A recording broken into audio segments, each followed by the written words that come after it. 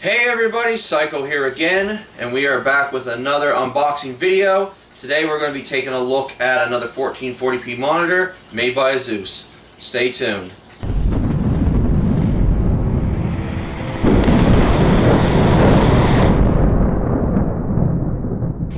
Alright, so before we get unboxing, I do have a couple things to go over.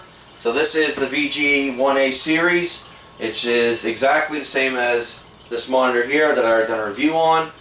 There is a couple slight differences. This is the 1A1 monitor. You can't get that no more. This is a Z1A monitor.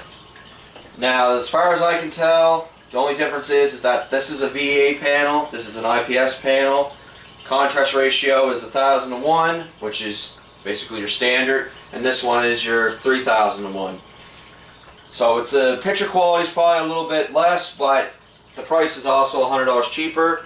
Newegg, Black Friday, $189. For that price point, you cannot beat it.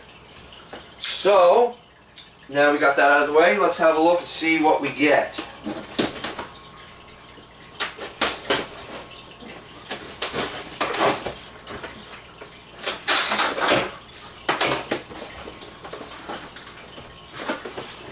And chances are it's exactly the same as what we had in the other one.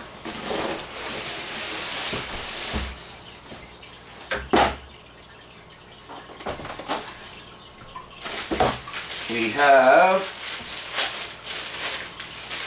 DisplayPort cable, which is what I'm going to be using. It's nice that they provide that. We got our power cord, VIP member notice. Woohoo, VIP. We got some other stuff that I don't care about. The stand, which is exactly the same as the other one. Looks like a big boomerang.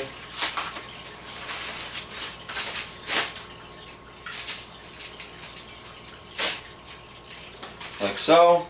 Actually, it's not a bad stand. It functions pretty good. We got more to our power supply. What else we got? We got some screws. What is this?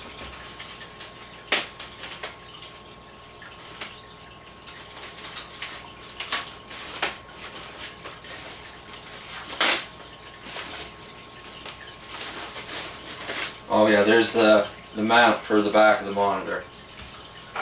So that does it for that. And okay, let's not drop that. And we did anyways.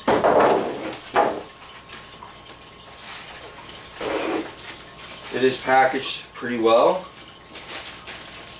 which should be a no-brainer these days.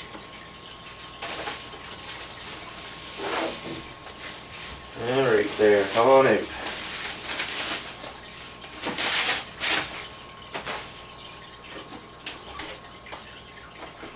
So, right away, it is pretty much set up exactly like the other one.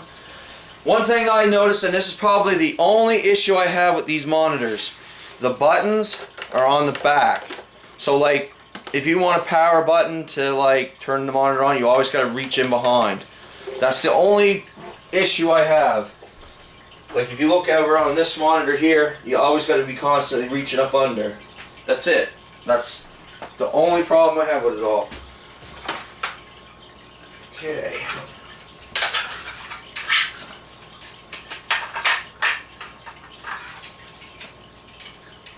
So these just got a couple little tabs here that you just, it's keyed in, and then you just tighten them up.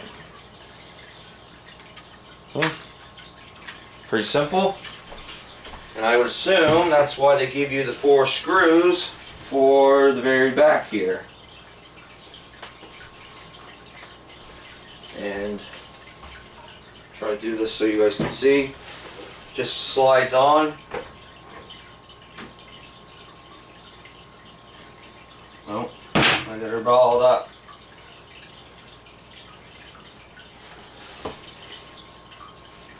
Okay.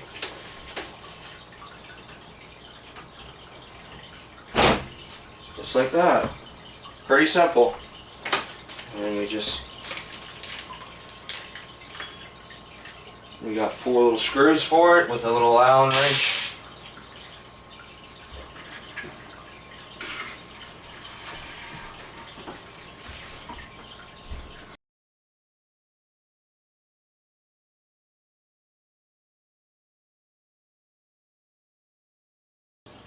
Alright, so now we got the monitor all mounted. Everything looks good. I'm just going to go over a couple things on the back. As I have already stated, this is exactly like the other monitor I have shown. Here's your little joystick for your menu. That works fine. You got a couple buttons here for your different like screens and gaming mode and whatnot. Your power button is here at the very bottom. That's one thing like I said, that's about my only complaint with these monitors, is I wish this button was like down here somewhere, just so it's easier to like tap it. It's kind of annoying, but it's such a minor thing that it's not a big deal. But I felt like mentioning it anyways. On the back here we have your power in. You have HDMI 1, HDMI 2, DisplayPort, as well as a headphone jack. I'm going to be using DisplayPort because I'm using PC. However, I mean, you could use HDMI if you want. I know some people will hook this to like a PlayStation or a Switch, and HDMI is basically your only route there. It does state on Newegg that you lose some performance. For like the PS5, if you use HDMI, you are limited to 120 Hz refresh rate at 1080p or 60 Hz at 1440p. So you're losing quite a bit of performance if you plan on going that route, but still good experience nonetheless. And it also says for the Xbox Series, the 1080p, 1440p will run at 120. So I guess Xbox is just a little bit better for the terms of frame rates. So that's it for the hookups. I'm going to get this set up and we're going to have a look at it. Alright, so I got the monitor set up. I spent a couple days with it so I can give my honest opinion on what I think about this monitor. One thing I will say, it is quite a bit bigger than my other one, so I kind of had to gear it all up. But this monitor mount does tilt side to side like this. Now, for some reason my other monitor doesn't do that. I don't know if there's something wrong with the mount or I put it together wrong, but that's kind of a nice feature because I can square this off now and I don't have like the mount hanging off the side of the table. So that was one good thing. As for the monitor itself, I'm going to say, guys, it is an IPS monitor and it's got that IPS glow. If that is something that bothers your eyes like it does mine, this may not be the best choice for you. I do have my monitor set up at the moment, and I kind of fooled around with the settings and I got it to the point where it isn't too bad for me, but this is something to keep in mind. So I just got my retro achievements page up because this is the best way to show, because there's all the different colors and whatnot. Now I have my colors turned down, but like when I was on this page here, I found that like the reds, like for like Pokemon and like the red hair and the Mario caps, they were really sharp, and it just didn't look all that great to me. Another thing was the blues are really sharp as well, and it's one of those things you kind of got to get used to it, and I just find that the colors are just a little too bold for me. So I'm going to show you how I got this set up. First thing you're going to do is go into your display settings, because you're going to notice, and you're going to go to advanced display settings down here. You're going to notice that this, when you plug it in, it's going to start at probably 60 frames or 60 Hertz. And you should be able to go up to 144. It shouldn't be locked out, but it's not going to let you go any higher. So you could just keep it at 144 if you want, or if you want to overclock, just come back to your menu over here. And I'm going to get you guys a little closer so you can see what's going on. So you're just going to click your little joystick or whatever. It's going to bring up your menu, and it's going to give you a lot of options. So the first thing is your overclocking. You want to put it on, and then you get your max frame rate. Now I put it at 165 because it does say the higher you go, it may flicker, and for some reason 165 just works good for me. I don't need to push to 170, but you can do 155, whatever. So I put mine on 165, it works great.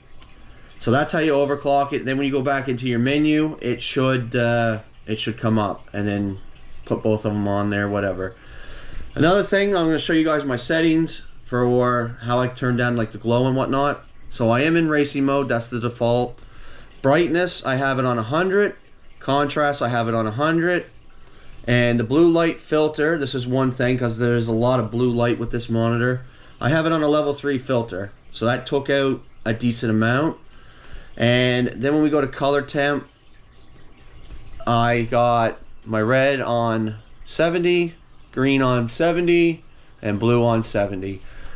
This turned down like the sharpness a lot, and it made it easier on my eyes. This is something that I needed to do. Now this setting works good for me. It may not work good for you, so basically, you know, kind of fool around with it.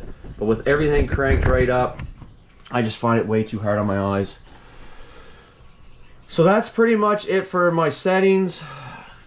I like the way it looks now. It is a pretty damn good monitor. Like I say, you can go on YouTube now, crank it up to 1440p.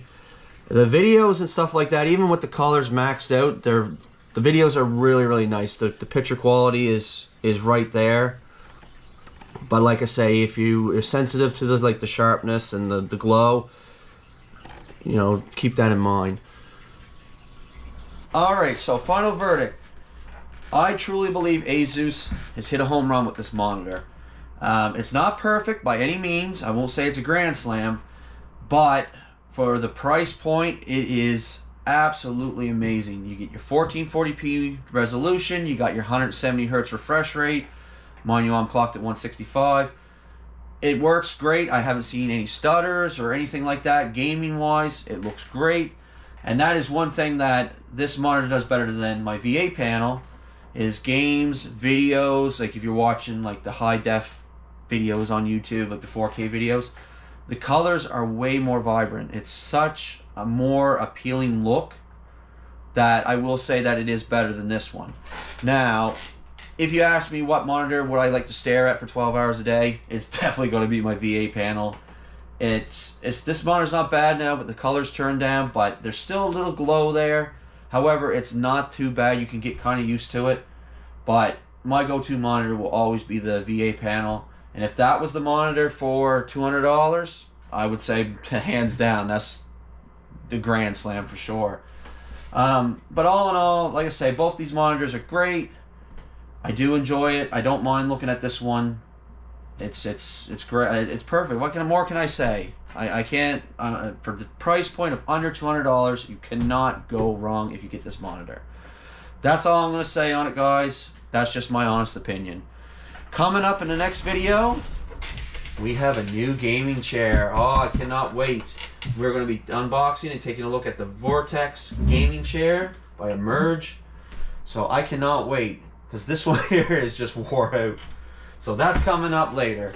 I hope everybody enjoyed today's video. If you did, comment, like, and subscribe. And as always, thank you for viewing.